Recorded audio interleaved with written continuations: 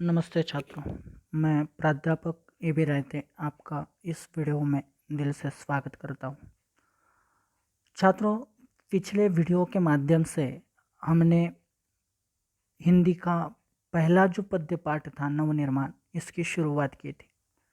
त्रिलोचन जी द्वारा रचित इस पद्य पाठ का अध्ययन हम लोग कर रहे थे। इस पाठ के माध्यम से त्रिलोचन जी ने हमारे सामने जो चतुष्पदियाँ रखी है उनका अध्ययन हम लोग कर रहे थे। इस चतुष्पदियों के माध्यम से कवि का जो आशावादी दृष्टिकोण है वो हम यहाँ पर देख रहे थे। उन्होंने अलग अलग चतुष्पदियों के आधार पर हमें अपने विचारों को प्रस्तुत करने का कार्य इस चतुष्पदी में जो किया है वो हमने समझ लिया था। हमने पहली जो चतुष्पदी देखी थी उस चतुष्पदी में सामान्यतः त्रिलोचन जी जो माँ से धरती माँ को संबोधित करते हुए अपने विचारों को भावों को वो अभिव्यक्त करते हैं और उन्होंने जो जीवन उसे दिया है उसको सार्थक सफल बनाने की कोशिश वो हमेशा करते रहेंगे, उसका हमेशा सदुपयोग करते रहेंगे, ये बताने की कोशिश इस पहले चतुष्पदी में की थी। वो हमने पिछले वीडियो में देखा था। दूसरी चतुष्पदी में सामान्य स्तर पर कवि ने रिश्ते की अहमियत, प्रेम की बंधनों की अहमियत हमारे सामने रखी है। रिश्तों को कभी तोड़ना नहीं चाहिए, प्रेम के बंधन को कभी छोड़ना नहीं चाहिए। इंसान चाहे कितना भी दूर क्यों ना चला जाए, आसमान में ऊंची उड़ान कितनी भी क्यों ना भर ले, फिर भी अपनी असलियत कभी भी व्यक्ति ने, इंसान ने भूलनी नहीं चाहिए। यह विचार हमने दूसरी चतुष्पदी में वहाँ पर देखा था। तीसरी जो चतुष्पदी हमने पढ़ी थी, इस तीसरी चतुष्पदी में हमने हमारे सामने जो रखी हुई थी, इस चतुष्पदी के माध्यम से कवि तीसरी चतुष्पदी के माध्यम से मनुष्य के जीवन की जो राह है, रास्ता है, वो किस तरह है, कैसे संकटों से भरा है, कितनी मुश्किलें मनुष्य के जीवन को सामना करना, मनुष्य को अपने जीवन में आती है, उसका सामना करना पड़ता है, उसका मार्ग किस तरह से संकटों से भरा होता है, विपदाओं से भरा होता है, और ऐसी स्थिति में इंसान को किस तरह से आगे बढ़ना चाहिए, चाहे जैसी स्थिति हो उस स्थिति में भी उसे आगे बढ़ना होगा। हर बाधा को, हर रुकावट को पार करके उसे आगे बढ़ना होगा। हताशा निराशा दूर करके उसे आगे बढ़ना होगा और अपनी जिम्मेदारी का, अपने कार्यों का निर्वहन उसे करना आवश्यक है। और सदैव आगे बढ़ते रहना ही जीवन का उद्देश्य होना चाहिए।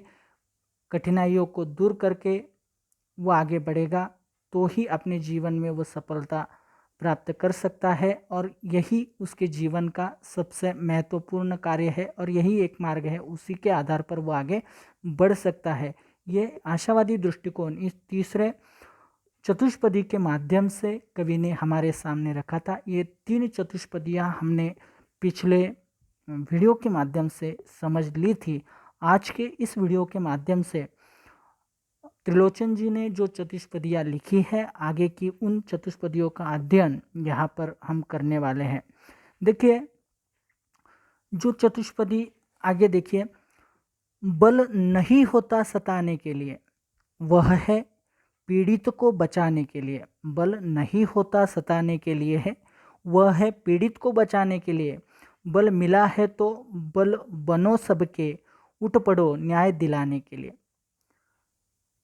कवि इस चतुष्पदी के माध्यम से मनुष्य को जो बल, ताकत, अधिकार, शक्ति प्राप्त हुई है, जो भी उसके पास है, उसका प्रयोग किस तरह से करना चाहिए, यह बताने की कोशिश यहाँ पर कवि कर रहे हैं। कवि कहते हैं कि बल नहीं होता सताने के लिए।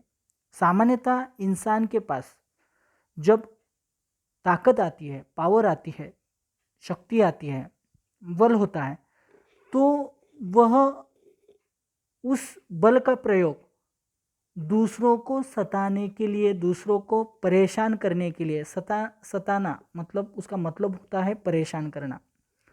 तो सामान्यतः ज़्यादातर लोग या कुछ लोग दुनिया में ऐसे देखे जा सकते हैं जो अपने बल का प्रयोग दूसरों को परेशान करने के लिए करते हैं। और कवि का ये मानना है कि ऐसा नहीं होना चाहिए। बल जो मिला है वो दूसरों को सताने के लिए नहीं है, तो वो किस लिए है? वह है पीड़ित को बचाने के लिए। उस बल का प्रयोग तुम किस लिए करो? तो जो पीड़ित है, जो दुखी है, उस पीड़ित को, जो दुखी है, उसको तुम बचाने की कोशिश में उस बल का प्रयोग जो है वो प्रयोग करो। ऐसा कवि यहाँ पर कहना चाहता है। मतलब बल का सही प्रयोग अगर करना है तो हमें उन लोगों की मदद करनी चाहिए, उनकी सहायता करनी चाहिए, उनको दुखों से, संकटों से, पीड़ा से दूर करने के लिए अगर आप अपने बल का प्रयोग करते हैं तो वही सही मात्रा में, कवि यहाँ पर कहना चाहता है कि वही सही मात्रा में आपके बल का सही प्रयोग कहलाया जा सकता है। और इसीलिए कवि कहता है कि बल है वह है पीड़ित को बचाने के लिए, मतलब बल है पीड़ित को बचाने के लिए। बल मिला है तो बल बनो सबके। सुंदर यहाँ पर ये जो पद है या पंक्ति यहाँ पर दी गई कितनी सुंदर है। देखिए, जो बल मिला है आपको, जो शक्ति मिली है, पावर मिली है, उस बल का प्रयोग करके सबका बल बनो, सबकी ताकत बनो, सबका आधार तुम बनो। उस बल का प्रयोग तुम दूसरों के लिए करो, सबके लिए बल बनने की, सबके लिए सहायता करने की कोशिश तुम वहाँ पर करो और उठ पड़ो न्याय दिलाने के लिए। कवि कहता है कि इसलिए कवि तुम ये सब करने के बाद तुम्हारे बल का प्रयोग लोगों को न्याय दिलाने के लिए करो। सुंदर अर्थ जो है इन चतुष्पदी के माध्यम से यहाँ पर निकलता हुआ हमें दिखाई देता है। देखिए कितने सुंदर तरीके से कवि ने यहाँ पर बताया है। इस चतुष्पदी के माध्यम से कवि क्या कहना चाहता है, असल में इस चतुष्पदी का भावार्थ क्या होता है? तो कवि कहता है कि ताकतवर या शक्तिशाली मनुष्य को अपना जो बल है या अपनी जो शक्ति है उसका प्रयोग कभी भी किसी को सताने के लिए या परेशान करने के लिए नहीं करना चाहिए। जो भी ताकत है, जो भी पावर है, किसी सत्ता में कोई अफसर है, कोई राजनेता है, कोई धनवान है, कोई सामाजिक स्तर पर ऊंचा कार्य करने वाला कोई व्यक्ति है, इस वजह से जो पोजीशन उसे प्राप्त हुई है, उस पोजीशन की वजह से उसके पास जो पावर आई है, जो शक्ति आई है, जो ताकत आई है, और वो इंसान बाकियों की तुलना में ज़्यादा शक्तिशाली हुआ है, तो ऐसे व्यक्ति के पास जो शक्ति है उस शक्ति का प्रयोग कभी भी किसी को परेशान करने के लिए नहीं करना चाहिए, बल्कि वह शक्ति, वही ताकत दुखी, त्रस्त, पीड़ित की सहायता के लिए उसे करनी चाहिए। उसी शक्ति का प्रयोग उसे करना चाहिए या हमेशा उसके लिए तत्पर या तैयार रहना चाहिए। हमेशा ही ऐसे लोगों को जिनके लिए आपका बल, आपकी ताकत, आपकी शक्ति, आपकी पावर उसके लिए फायदेमंद साबित हो सकता है, उसकी ज़रूरतों को पूरा कर सकता है, उसकी पीड़ाओं को दूर कर सकता है, उसके दुखों को हर सकता है। तो ऐसे स्थिति में अगर आपका बल काम आता है तो निश्चित तौर पर हमें उस बल का प्रयोग करने के लिए हमेशा तत्पर या तैयार रहना चाहिए। असहायों, पीड़ितों को संरक्षण देने के लिए, उन्हें बचाने के लिए ही बल का प्रयोग करते रहना चाहिए या करना चाहिए। यही उद्देश्य अगर आप बल का प्रयोग करेंगे तो निश्चित तौर पर आपको मिले हुए बल का सही प्रयोग आप कर रहे हैं ऐसा माना जा सकता है। इसलिए कवि कहते हैं कि जो सामर्थ्यवान है, जिसके पास बल मिला हुआ है, जो ताकतवर है, उन्हें असहायों, दिन दुखियों का सहायक अर्थात सहारा बनना चाहिए, उसकी ताकत बनना चाहिए। ऐसे पीड़ितों को न्याय दिलाने के लिए ताकतवर लोगों को सदैव प्रयास करना चाहिए। हमेशा ही उनके लिए आगे आना चाहिए, उनके लिए कोशिशें करनी चाहिए, उनको न्याय मिले इस दिशा में कार्य करना आवश्यक है, ऐसा कवि यहाँ पर मानते हैं। और इसी से समाज में दुखों का हरण होगा। इसी से दुखियों का दुख हर जाएगा, पीड़ितों की पीड़ा दूर हो जाएगी। जो त्रस्त है ऐसे लोगों की भी मुश्किलें, संकट हल हो सकते हैं। और इस वजह से दुनिया में हमें कोई भी दुखी इंसान नहीं मिलेगा, या दुनिया में कोई दुखी नहीं रहेगा। अगर आपने आपके बल का प्रयोग दुखियों के दुख हरने के लिए किया तो निश्चित तौर पर समाज में दुख का नामो निशान मिट जाएगा, किसी के पास दुख नहीं रहेगा। समाज में अगर न्याय स्थापित हो जाएगा तो निश्चित तौर पर अन्याय जो है वो अन्याय किसी पर नहीं होगा, सबके लिए वो न्याय प्राप्त होगा। यहाँ पर जो कवि ने इस चतुष्पदी के माध्यम से व्यक्त विचार प्रस्तुत किया है, उसमें उन्होंने समानता का भाव, समाज में समानता का भाव, विशेष रूप में समाजवादी समानता का भाव या दृष्टिकोण जो है वो प्रस्तुत करने की कोशिश की है बड़ी सुंदर मात्रा में। और सही तरह से बल का प्रयोग किस तरह से होना चाहिए और समाज को दुख से या दुखियों को दुख से दूर ले जाने की कोशिश या उनकी पीड़ा हरने की जो ये कोशिश है इस चतुष्पदी के माध्यम से बहुत सुंदर तरीके से हमारे सामने यहाँ पर कवि ने रखी है। आगे देखिए, कवि कहते हैं, जिसको मंजिल का पता रहता है, जिसको मंजिल का पता रहता है, पथ के संकट को वही सहता है। एक दिन सिद्धि के शिखर पर बैठ अपना इतिहास वही कहता है। एक दिन सिद्धि के शिखर पर बैठ अपना इतिहास वही कहता है। देखिए कितना सुंदर तरीके से यह भी चतुष्पदी हमारे सामने कवि ने यहाँ पर प्रस्तुत किया। कवि कहता है जिसको मंजिल का पता रहता है, यहाँ पर मंजिल जो शब्द आया, देखिए मंजिल का अर्थ होता है सामान्यतः लक्ष्य। मंजिल मतलब लक्ष्य, हम कह सकते हैं जिसको मंजिल या लक्ष्य, हम उसे टारगेट भी कह सकते हैं। तो हमारी जो मंजिल है, हमारा जो लक्ष्य है जीवन में, अगर हमें पता रहेगा तो निश्चित तौर पर हम उस रास्ते पर चलने के लिए तैयार रहेंगे, या उसके लिए हमारी कोशिशें जो है वो अच्छी वहाँ पर रह सकती है।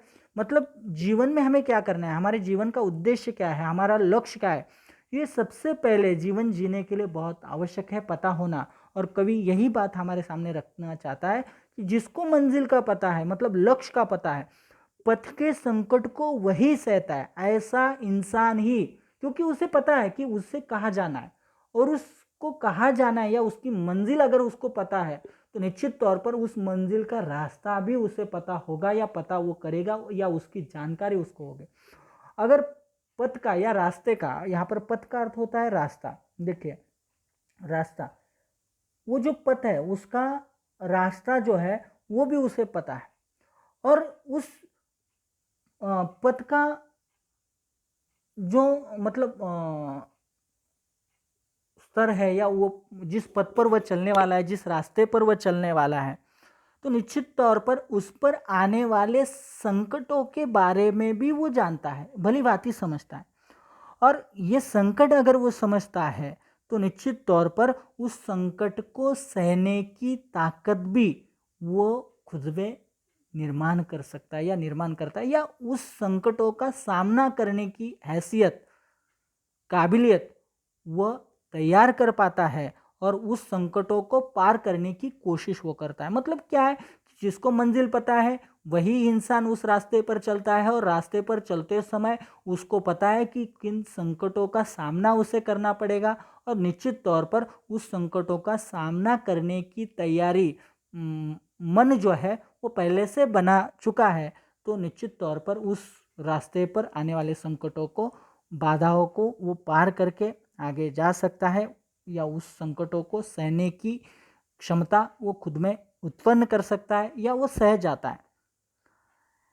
एक दिन सिद्धि के शिखर पर बैठ, और ऐसा अगर कहता है कोई भी इंसान, निश्चित तौर पर उसे लक्ष्य पता है, उस लक्ष्य को पाने के लिए वो अपना रास्ता चल रहा है, रास्ते पर आने वाले संकटों को भी सह रहा है, उसको पार करके उस बाधाओं को सफलतापूर्वक पार करके जब वो आगे निकलता है तो निश्चित तौर पर वो एक दिन सिद्धि के शिखर पर बैठ जाता है। सिद्धि मतलब यहाँ पर अर्थ होता है सफलता। सिद्धि मतलब सफलता। वो सफलता के शिखर पर चला जाता है। जो इंसान प्रयास करता है, जो मुश्किलों को सहता है, निश्चित तौर पर उसे सफलता मिलनी है।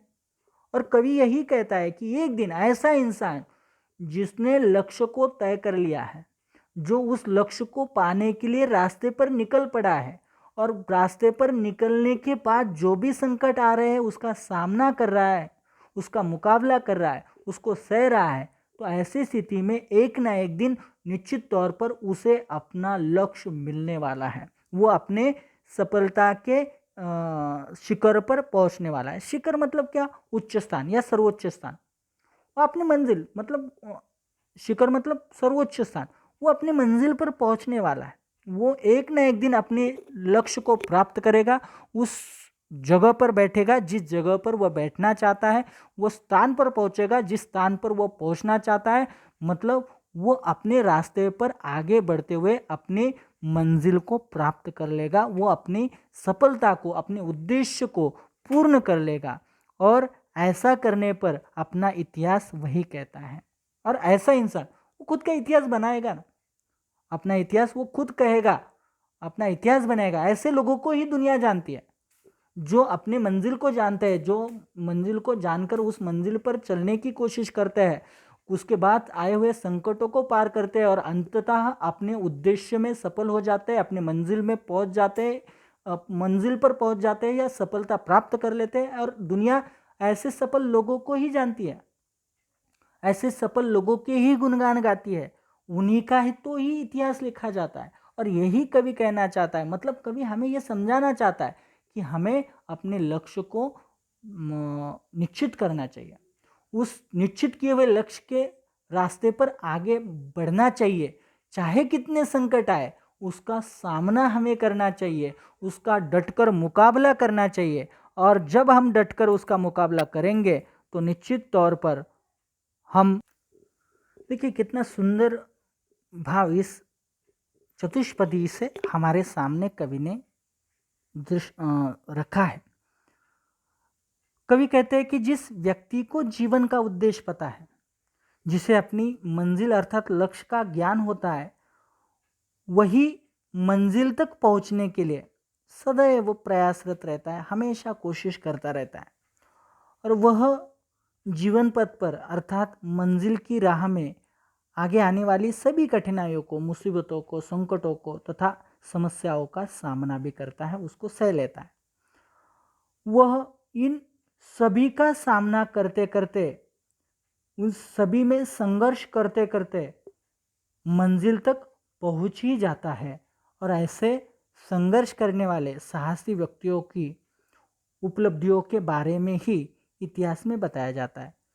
इनके गौरव की चर्चा या इसका वर्णन इतिहास में मिलता है। तो इस तरह से सुंदर भाव कवि ने यहाँ पर प्रस्तुत किया है और हमारे लिए तो निश्चित तौर पर हमारे आगे के रास्ते को सही बनाने के लिए प्रेरणा देने वाला यह काव्य या यह चतुष्पदी कवि ने हमारे सामने रखी है। आगे की चतुष्पदी देखिए। प्रीति की राह पर चले आओ, प्रीति की राह पर चले आओ, नीति की राह पर चले आओ, नीति की राह पर चले आओ।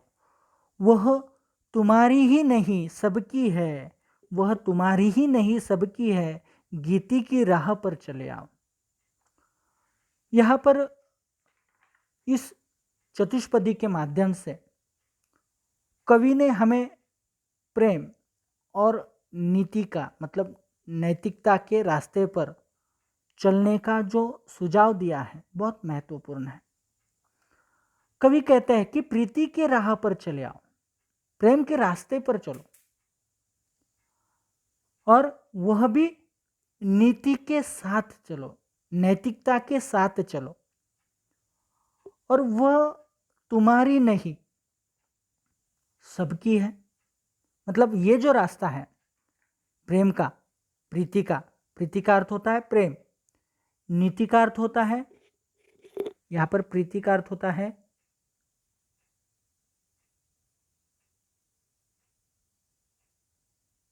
प्रेम, और नीति का अर्थ होता है नैतिकता या नेकी।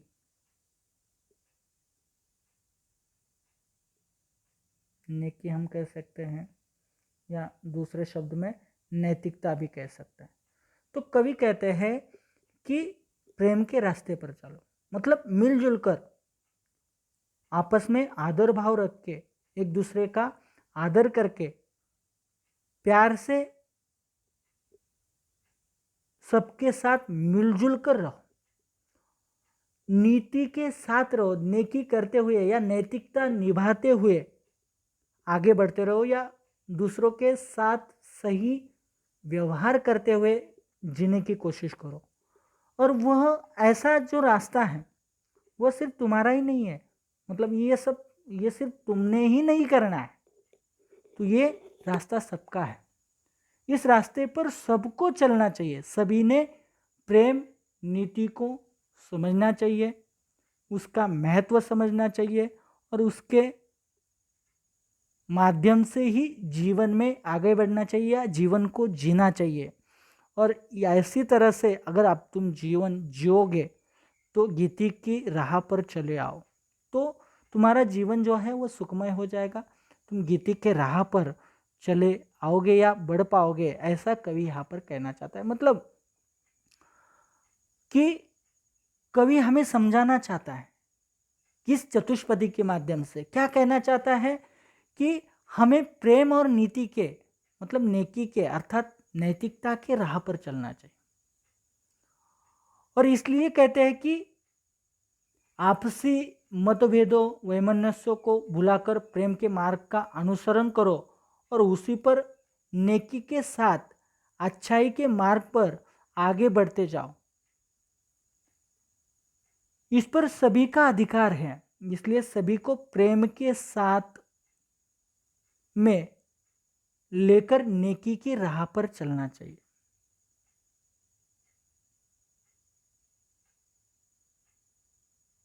इस तरह से अगर नेकी के साथ आपस में मिलजुल कर हम रहेंगे, आपसी प्रेम बनाए रखेंगे, मिलजुल कर जीवन जीने में निश्चित तौर पर कवि का मानना है कि एक अनोखा आनंद जो है वह हर किसी को प्राप्त हो सकता है। और इसीलिए इसी आनंद को पाने के लिए कवि गीति की राह पर चलने के लिए कह रहे हैं। सुंदर तरीके से जीवन में प्रेम नेकी कितनी महत्वपूर्ण है ये समझाने की कोशिश की है, और उसी रास्ते पर चलना क्यों आवश्यक है ये भी यहाँ पर कवि समझाना चाहता है। और इस रास्ते पर चलने पर समाज या लोग आपस में मिलजुल कर रहेंगे, भाईचारा बना रहेगा, और यह गुण जो है या यह स्थिति जो है वो सबके लिए भलाई की स्थिति है, और कभी यही स्थिति समाज में उत्पन्न हो यह आशा यहाँ पर करते हैं। और इसीलिए सभी को इस रास्ते पर चलने का एक तरह से आह्वान करते हैं, या सबको बताने की कोशिश इस पद के माध्यम, इस चतुष्पदी के माध्यम से कवि हमारे सामने रखना चाहते हैं। आगे देखिए, आगे की जो चतुष्पदी है उसको हम समझेंगे।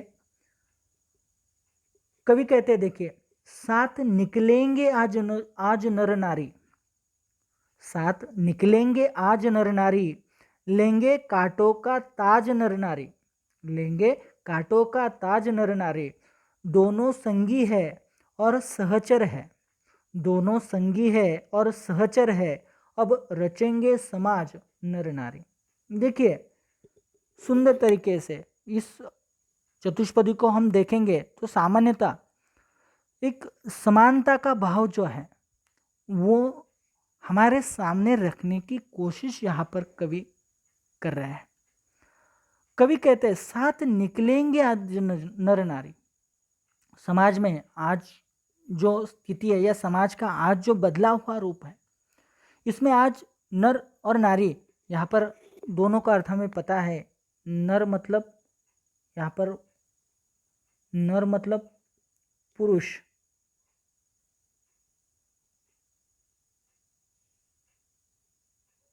और नारी का अर्थ होता है महिला या स्त्री। आज के इस युग में हम सब जानते हैं कि जो दौर आ चुका है या जो स्थिति आ चुकी है, इस स्थिति में स्त्री और पुरुष, महिला और पुरुष एक समान है। दोनों का ही महत्व आज समान है, दोनों का स्थान या सम्मान समान है। दोनों को समान दृष्टि से देखा जाता है और इसीलिए कवि कहते हैं कि आज निकलेंगे, साथ निकलेंगे नर नारी, लेंगे कांटों का ताज नर नारी। कांटों का ताज, ताज का अर्थ होता है मुकुट। मतलब यह जो समाज है या इस समाज में जब आगे बढ़ रहे हैं तो उन्हें बहुत सारी कठिनाइयों का, परेशानियों का, समस्याओं का सामना करना पड़ेगा। और निश्चित तौर पर ये जो महिला है, ये जो पुरुष है, नर है, नारी है, दोनों ही उस समस्याओं को सहने के लिए, उसका सामना करने के लिए, उसका मुकाबला करने के लिए सशक्त है। निश्चित तौर पर वो उसका सामना करेंगे, उसका डटकर मुकाबला करेंगे और उस कांटों की राह को पार करके उस ताज को पहन लेंगे। वो ताज मतलब क्या? वो सफलता वो प्राप्त कर लेंगे। वो हर स्थिति को, वो हर संघर्ष को धारण करके उस सफलता को प्राप्त करेंगे जिसको प्राप्त करना चाहते हैं। दोनों संगी है और सहचर है। संगी का अर्थ होता है साथी। देखिए, संगी मतलब क्या? साथी। दोनों साथी है। और सहचर, सहचर का अर्थ होता है साथ साथ चलने वाला। साथ साथ चलने वाला, या दूसरे शब्दों में हम उसे कह सकते हैं मित्र। कवि क्या कहना चाहते हैं कि ये दोनों मतलब नर और नारी, स्त्री और पुरुष, ये दोनों क्या है? संगी है, साथी है। और सहचर मतलब मित्र है, साथ साथ चलने वाले। दोनों साथ साथ चलने वाले हैं, सहयात्री है। तो कवि यहां पर कहना चाहते हैं अब रचेंगे समाज नर नारी। और ऐसे ये साथी, संगी, सहचर जो है, मित्र, ये अब नए समाज का निर्माण करेंगे। कैसे समाज? जिसमें दोनों एक समान हो, दोनों के समान अधिकार हो, मतलब स्त्री पुरुष समानता, सामाजिक समानता का चित्र यहाँ पर प्रस्तुत करने की कोशिश जो है वो कवि यहाँ पर करना चाहता है। कवि कहते हैं कि आज सामाजिक स्तर में बड़ा परिवर्तन आ गया है, समाज में बड़ा बदलाव आ गया है।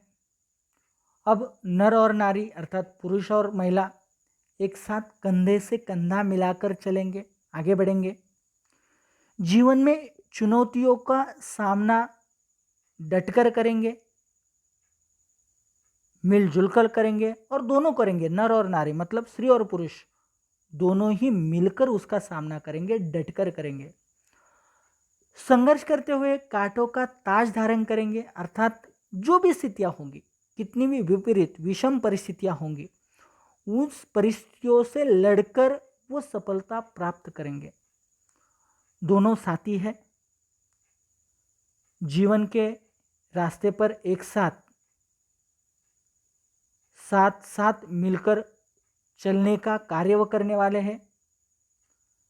मिलजुल कर जीवन जीने का एक दूसरे को वचन वो दे चुके हैं और उस वचन का निर्वाह करने के लिए वो जी जान से प्रयास करते रहेंगे, कोशिश करते रहेंगे। समाज का नवनिर्माण व विकास करने के लिए इस नर नारी का या महिला और पुरुष का सहयोग आवश्यक है, तभी नया समाज उत्पन्न हो सकेगा, निर्माण हो सकेगा। उसके सहयोग के बिना यह संभव नहीं है। बेशक आज के नर नारी अपने उत्तरदायित्वों को समझ गए हैं। अब ये सब मिलकर नए समाज की रचना करने वाले हैं या करेंगे। ऐसे समाज का निर्माण करेंगे जिसमें स्त्री और पुरुष को समान अधिकार होंगे। यहाँ पर समाज के उत्थान का जो हेतु है, या कवि के दृष्टि से समाज में जो समानता होनी चाहिए, उस समानता को प्रदर्शित करने के लिए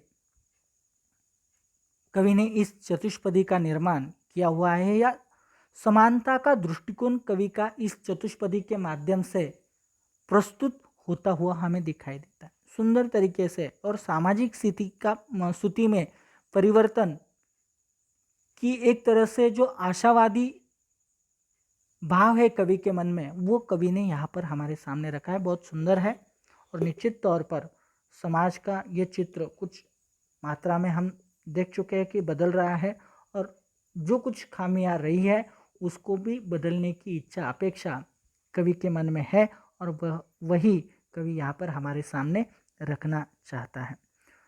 इस चतुष्पदी की या इस पद्य पाठ का अंतिम जो चतुष्पदी है वह हम यहाँ पर आप पढ़ेंगे। कवि कहते हैं, देखिए, वर्तमान बोला अतीत अच्छा था, वर्तमान बोला अतीत अच्छा था, प्राण के पथ का मीत अच्छा था, प्राण के पथ का मीत अच्छा था, गीत मेरा भविष्य गाएगा, गीत मेरा भविष्य गाएगा, यो अतीत का भी गीत अच्छा था। देखिए, सुंदर रचना है। कवि इस चतुष्पदी के माध्यम से जो सच हमारे सामने रखना चाहता है, बहुत मजेदार है, बहुत सुंदर है। कवि कहते हैं कि जो इंसान संघर्ष करता रहता है, संघर्ष करता है या मुश्किल भरे दिन निकालता है, या जीवन के रास्ते पर कठिनाइयों को, मुश्किलों का सामना वो जब करता है, तो ऐसी स्थिति में जब भी वो खुद को परेशानी में देखता है, संकटों में देखता है, त्रस्त होता हुआ देखता है, तो ऐसी स्थिति में उस मनुष्य की जो मानसिकता होती है वो किस तरह की होती है। कवि कहता है कि ऐसी स्थिति में संघर्ष करते समय मनुष्य को अपने अतीत का जीवन, अर्थात अपने पूर्वजों का जो जीवन है वो अच्छा लगने लगता है, या अच्छा लगता है। उनको लगता है कि उनका जीवन अच्छा था, उनका जीवन ज़्यादा सुखमय था, उनको हम जैसे परेशानियों से गुजरना नहीं पड़ता था। और इसीलिए कवि कहते हैं, वर्तमान बोला अतीत अच्छा था, मतलब आज की पीढ़ी बोलती है कि पीछे की जो पीढ़ियां थी उनकी स्थितियां काफ़ी बेहतर थी, अच्छी थी, उनको हम जैसी स्थितियों से, परेशानियों से गुजरना नहीं पड़ता था। प्राण के पथ का मीत अच्छा था, मतलब ये जो रास्ता है, प्राण, ये जो पथ है, पथ का अर्थ होता है रास्ता, और मित का अर्थ होता है मित्र। तो इस रास्ते का मित्र मतलब हम कह सकते हैं कि उस समय ये जो जीवन पथ था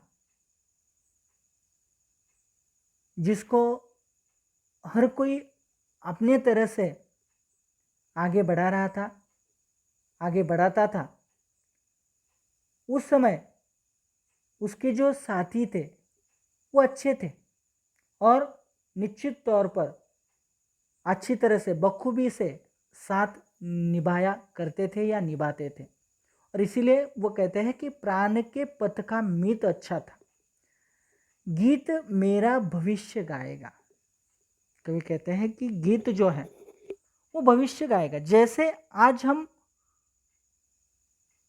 पीछे की अतीत की पीढ़ियों का, हमारे पूर्वजों का गीत गाते हैं, उनके कार्यों का सम्मान करते हैं, उनका महत्व करते हैं, उसी तरह से आज जो हम कर रहे हैं उस कार्यों का सम्मान आगे आने वाली जो पीढ़ियां हैं वो गाएगी, वो सुनेगी, वो समझेगी, उसका महत्व वो उजागर करेगी। इसीलिए गीत मेरा भविष्य गाएगा, मतलब आगे आने वाले समय में मेरे कार्य का महत्व जो है वो प्रस्तुत होगा।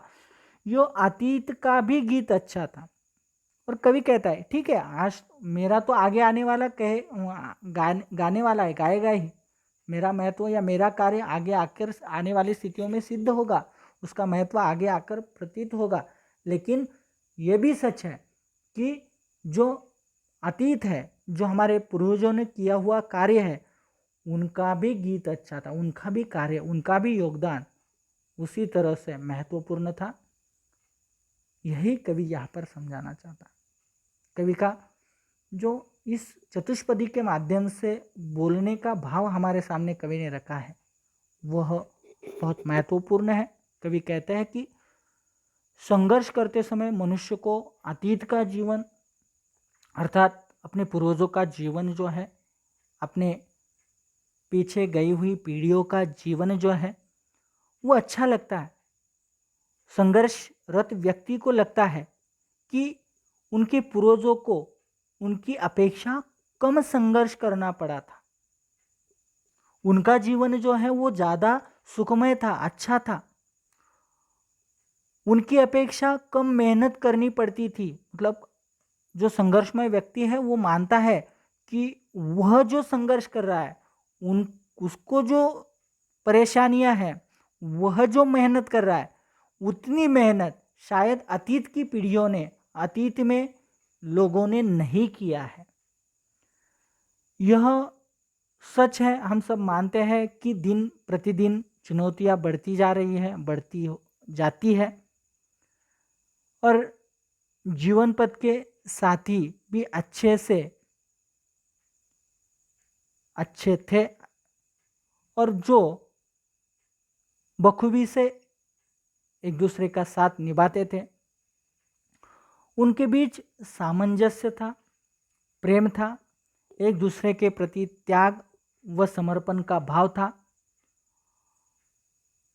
निश्चित तौर पर वर्तमान में जिसका अभाव या कमी हम देख सकते हैं, कमी होती है, फिर भी वर्तमान की उपलब्धियां भी गौरव से भरी है और उस गौरव का गीत जो है वो भविष्य गाएगा, अर्थात जिसकी चर्चा आगे आने वाली पीढ़ियों के लोग करेंगे।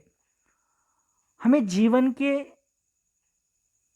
जीवन में किए गए कर्तव्यों को सम्मान देना चाहिए और अपने पूर्वजों को का भी हमें सम्मान करना चाहिए या उनको भी उतना ही सम्मान देना चाहिए।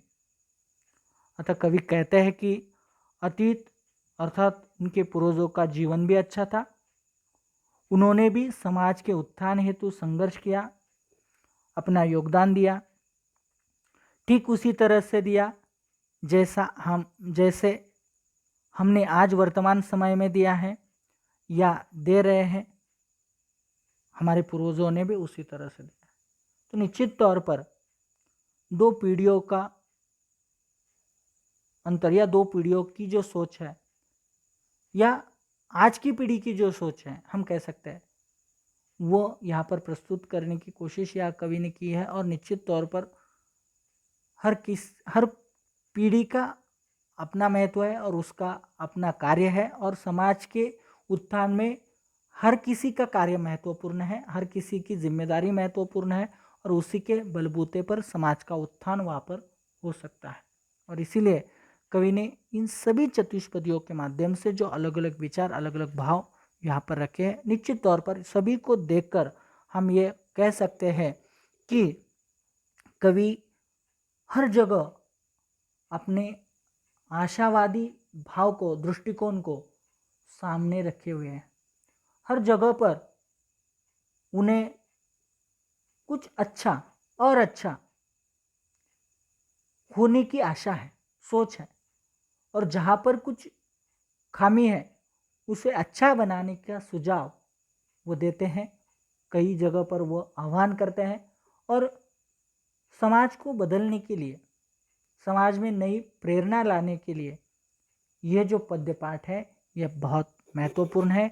कवि का जो कार्य है बहुत महत्वपूर्ण इस यहाँ पर हम देख सकते हैं। कवि ने जो चुनी हुई कविता ये जो कविता संग्रह लिखा है उस कविता संग्रह में से यह चतुष्पदिया मतलब यह नवनिर्माण ये जो पद्य पाठ है ये यहाँ पर हमारे पाठ्य पुस्तक में दिया गया था। उसका हमने विस्तार से यहाँ पर अध्ययन किया है। हर चतुष्पदी को समझ लिया है, उसमें छुपे हुए शब्द, उसके अर्थ समझ लिए हैं और साथ ही साथ उसका भावार्थ जो है वो भावार्थ भी समझ लिया है। तो इस चतुष्पदी के माध्यम से हमने समझे हुए सभी चीज़ों को या चतुष्पदियों को याद रखना है, उसके शब्दों को याद रखना है। उसके बलबूते, उसके आधार पर ही हमें बहुत सारे सवाल पूछे जा सकते हैं। उसका अध्ययन हमें करना है और उसी के आधार पर हमें उस पर पूछे जाने वाले प्रश्नों के उत्तर भी सही तरह से देने चाहिए या दे आपको इस वीडियो के माध्यम से निश्चित तौर पर उसके लिए मदद जो है वो होने वाली है। तो यहाँ पर हम रुकते हैं। आगे का वीडियो हम नए पाठ के साथ शुरू करेंगे। धन्यवाद।